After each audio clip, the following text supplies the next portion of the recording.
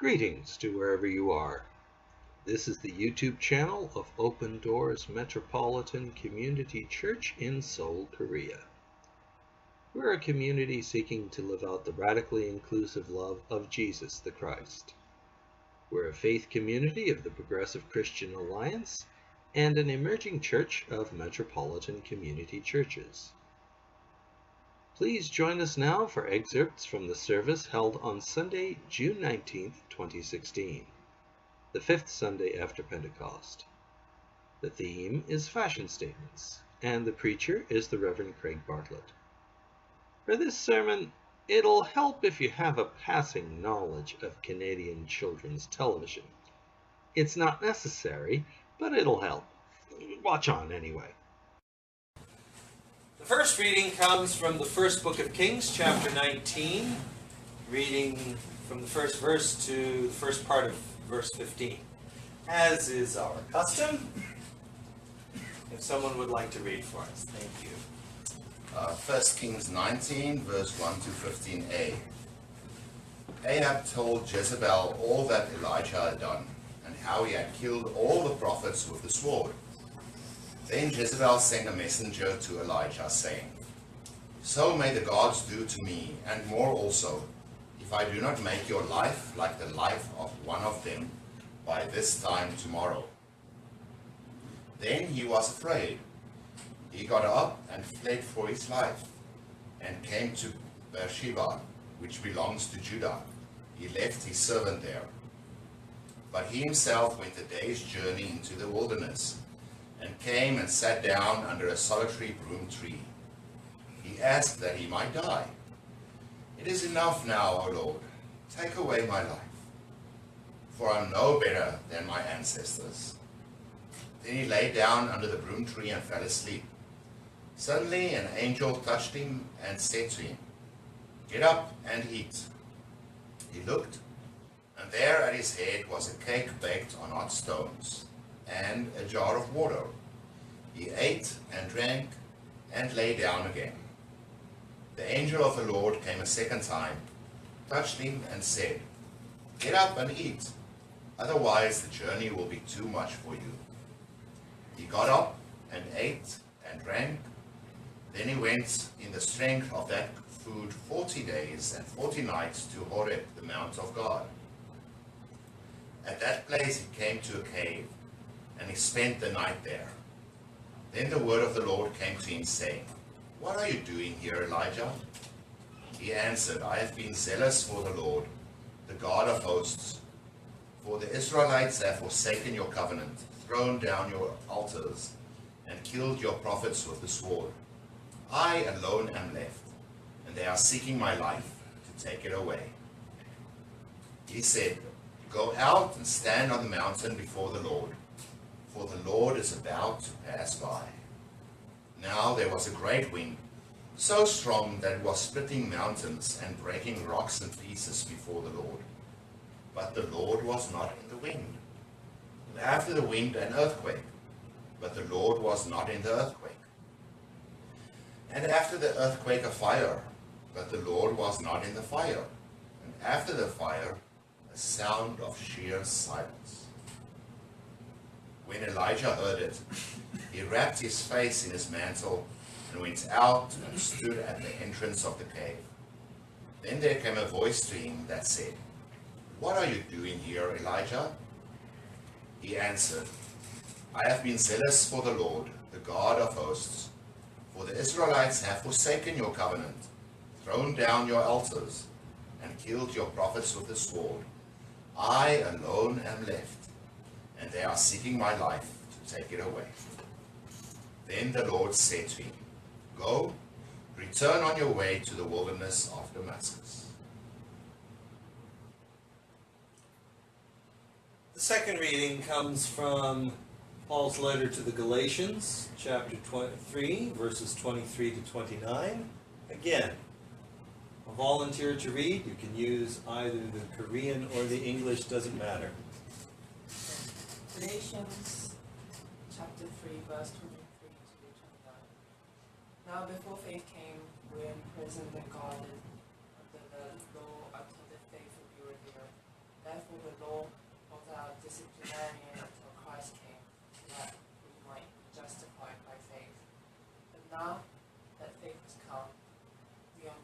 subject to disciplinarian. For in Christ Jesus you are all children of God through faith. As many of you who were baptized into Christ, clothed yourselves with Christ. There is no longer Jew or Greek. There is no longer slave or free. There is no longer male and female. For all of you are one in Christ Jesus. And if you belong to Christ, then you are Abraham's offspring, heirs according to the promise.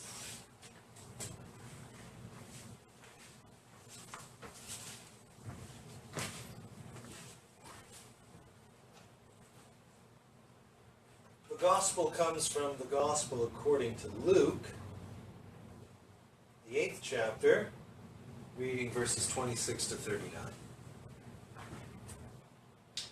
Then they arrived at the country of the Gerasenes, which is opposite Galilee. As he stepped out on land, a man of the city who had demons met him. For a long time he had worn no clothes, and he did not live in a house, but in the tombs. When he saw Jesus, he fell down before him and shouted at the top of his voice, "What have you to do with me, Jesus, Son of the Most High God? I beg you, do not torment me." For Jesus had commanded the unclean spirit to come out of the man. For many times it had seized him. He was kept under guard and bound with chains and shackles. But he would break the bonds and be driven by the demon into the wilds.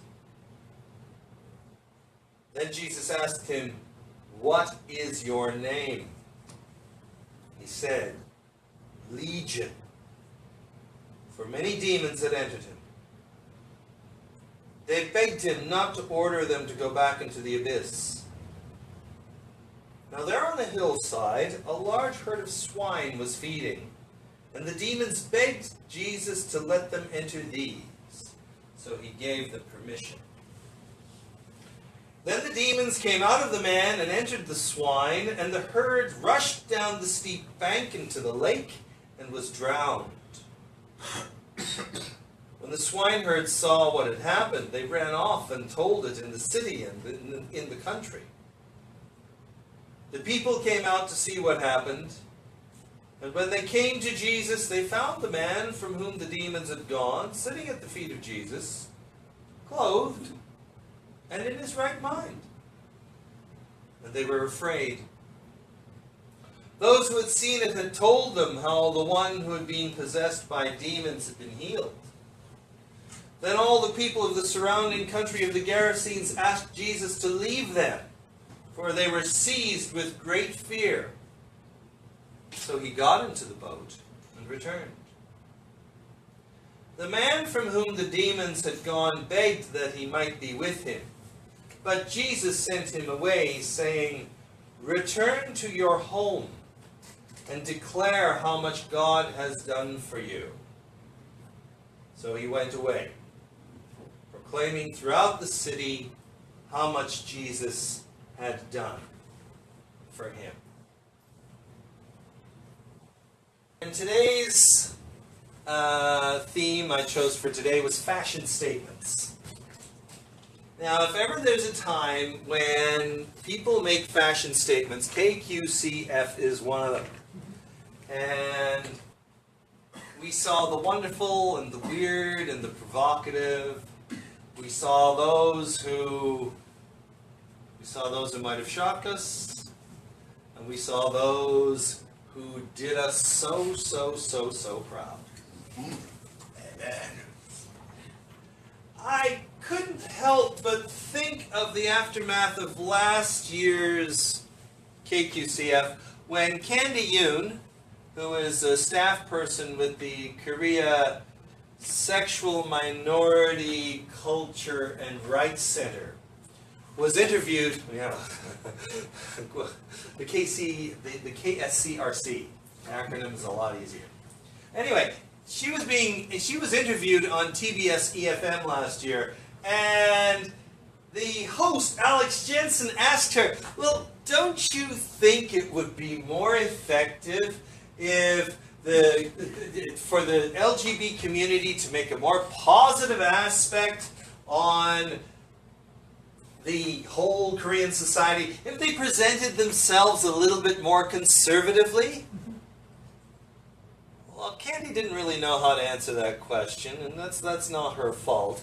I would have had a few choice remarks for Alex Jensen myself about how 364 days of the year, you know, most people in our community spend their lives in fear, and the Pride is the one day of the year that they say it's okay for them to be human beings, social beings, spiritual beings, and sexual beings.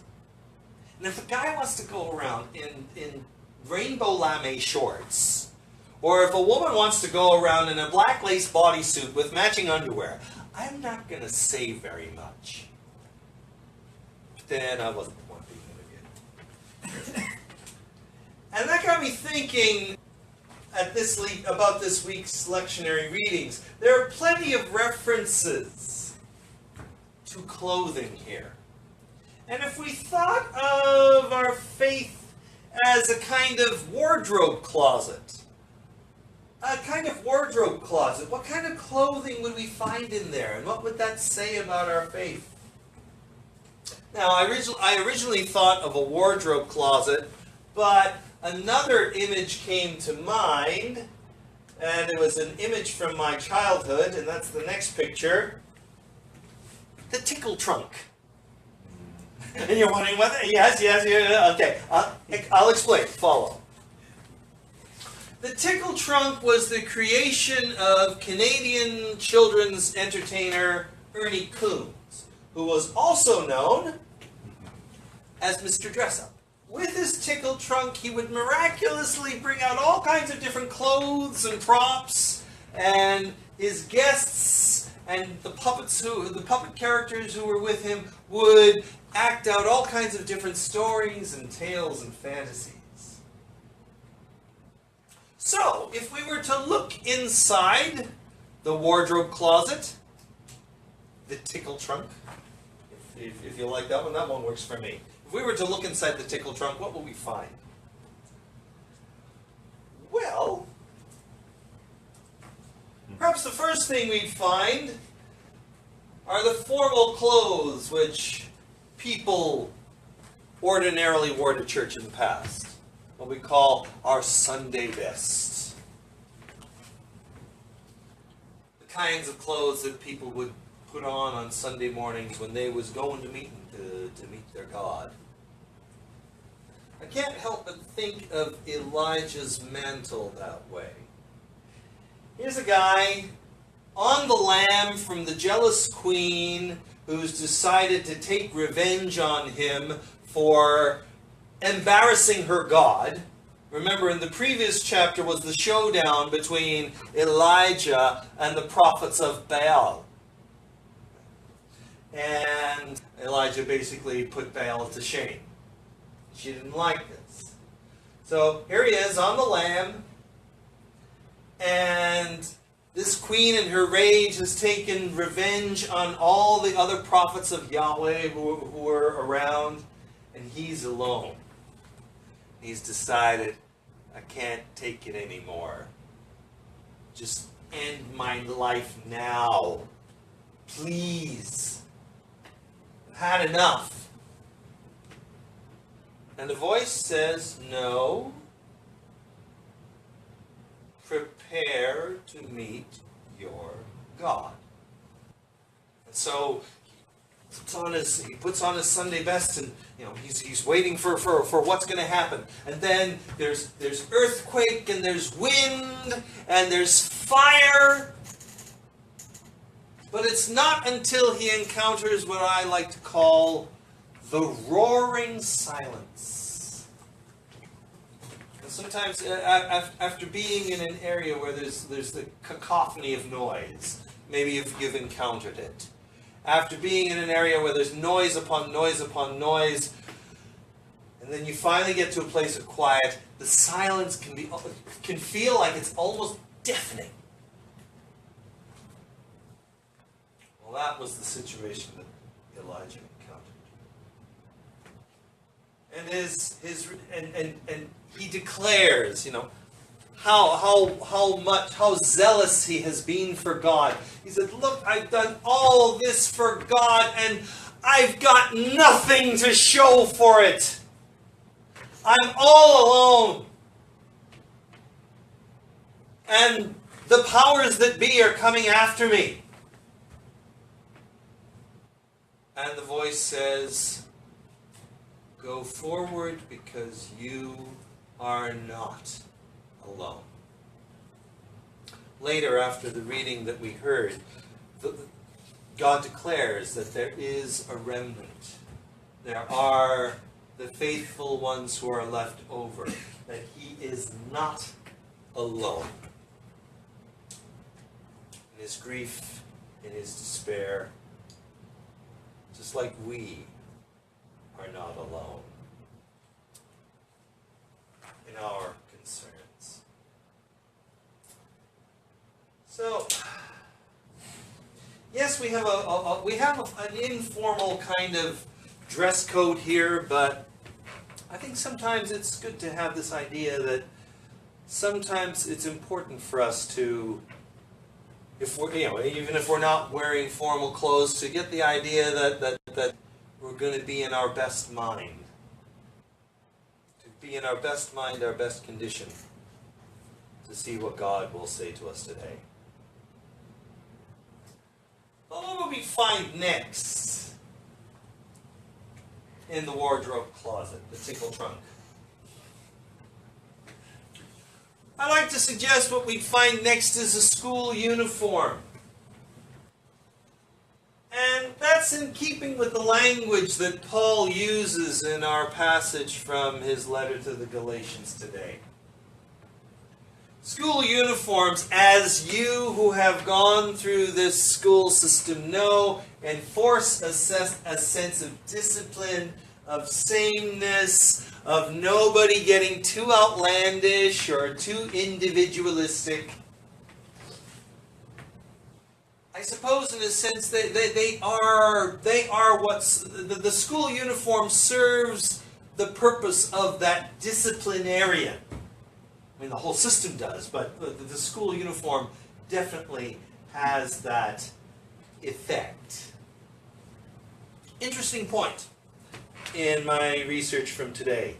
The word that Paul uses, for which we translate as disciplinarian, is actually pedagogue, or as is said in Greek, pedagogos. Okay. Now, pedagogue in modern translations is a teacher. But actually, back in Paul's day, in Greek-Roman society, this person was a slave.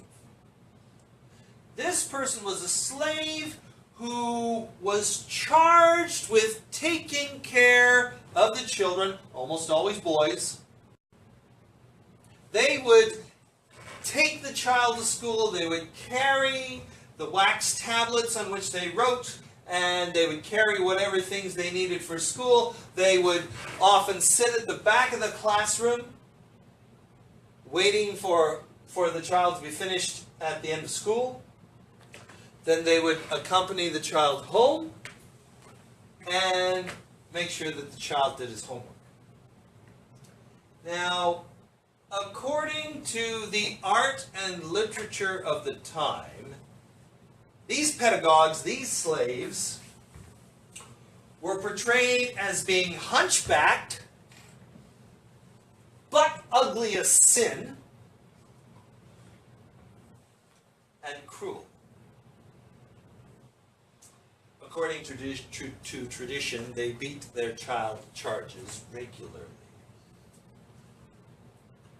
And again, those of you who have gone through the Korean school system, do you not have that sense that being in school, your school experience kind of beat you down a little bit? Because for me, on the outside looking in, as there's a sense of what I look at it is a system, it's an education system that trains its children to be sleep deprived, to work all hours of the day and night, to fit into a predetermined, standardized world. I mean, disagree with me if you must, but as a person on the outside looking in, I can't help but think that the whole system has that downside to it. And this is the this is the image that Paul uses when he talks about the role of the Jewish law, particularly in the situation in the churches of Galatia, where certain preachers had come along and said, no, you Gentiles, you have to take on the whole of the Jewish law. You have to become circumcised, you have to keep kosher, you have to keep all the mitzvot of the law of Moses. And Paul is there arguing, no, this is not necessary. Well, for those who don't fit into that straitjacket of conformity, that school uniform, they might find themselves fitting into the next thing we find in our tickle trunk. Nothing but chains. That's all that the Gerasene demoniac had when he met Jesus. According to the story, he wore no clothes. All he had were chains. And these were chains that he often broke free from. Apparently he was such a hard case. He was so hard to deal with that the respectable people, the people of the town, couldn't deal with it. How similar that is to us. Can't get too close to those who let it all hang out. We can't get too close to those who are a bit too honest about their foibles, their illnesses, the struggles they have in their lives. In the past, we shunned them, that we put them off into asylums. In fact, last night when we were watching I Want to Know That on SBS, it was one of those. It was one of those kinds of colonies for the criminally insane, I guess, for the mentally ill, which was on a far-off island, and all the things that were happening there. The irony of it all, though, is that Jesus met those life-destroying forces head on. And the result, wholeness, calmness, being in his right mind.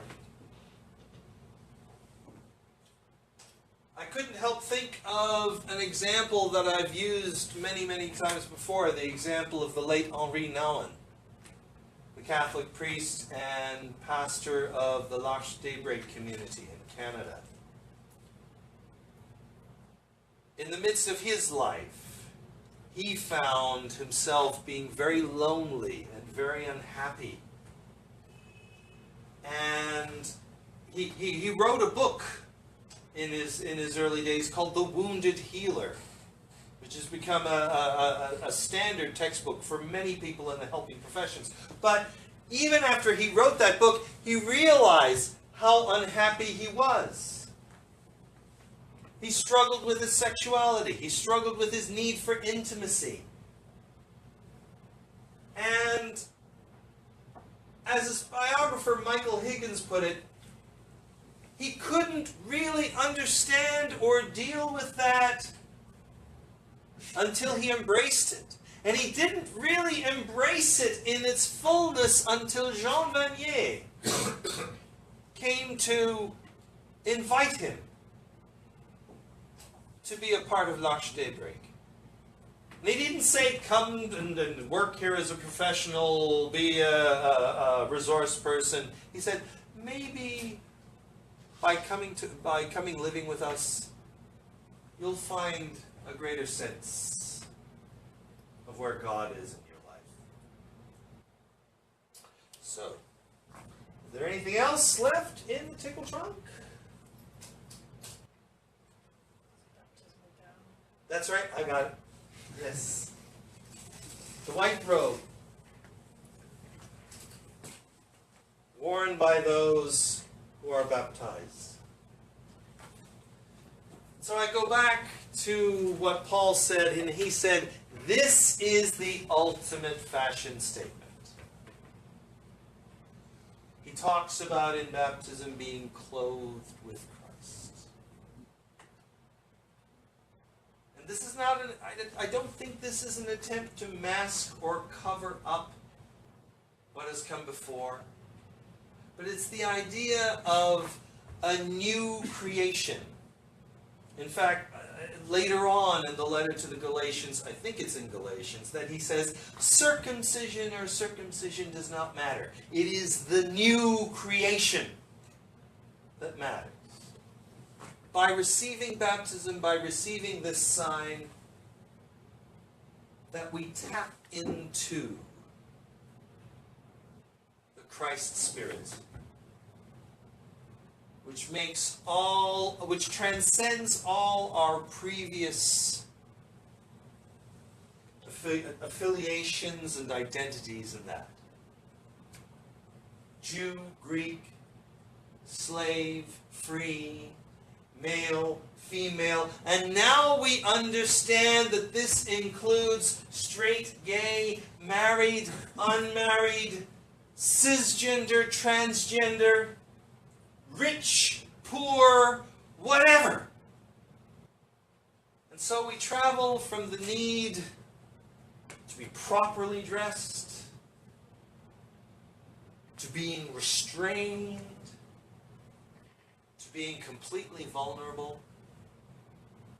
And through this we travel all the way into understanding our place as one of the people of Christ.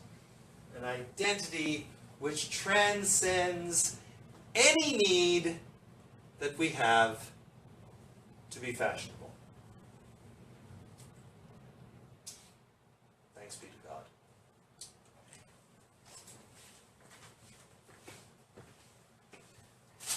You all get to do some drawing this morning.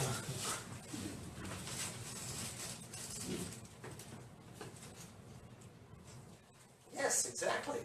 Oh, goody! Okay, I have paper here. Everyone please take a sheet. And I have crayons and pens! Wow!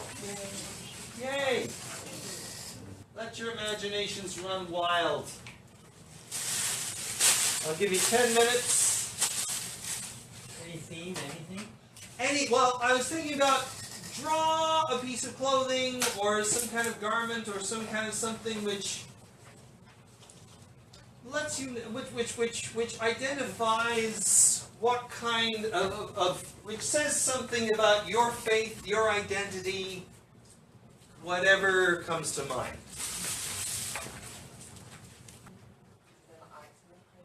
It can be an item of clothing, or it can be, or if clothing is not what you're into, something else. But ideally, something that you might be able to wear. Where? Yeah. Or hold it. Or hold. Okay. It can be it can be an accessory if you wish. All right. If accessories work better. Yeah. It's our relationship to God. Your faith, your identity, yeah. Your faith identity, let's put it that way. So, as you see, we use imagery from a variety of sources. Now, we hope you won't just watch, but also participate in our life as a faith community. All are welcome to join in our worship and our ministry. Age, sexual orientation, gender identity or expression, ethnicity, ability, and economic status are not barriers to participation. This is what we mean when we say radically inclusive. We worship at 11 a.m. on Sunday mornings in the Hebangchon district in Seoul. For more information about us, our location, and our ministry activities, please check our website at www.opendooorskorea.org. We hope to see you soon.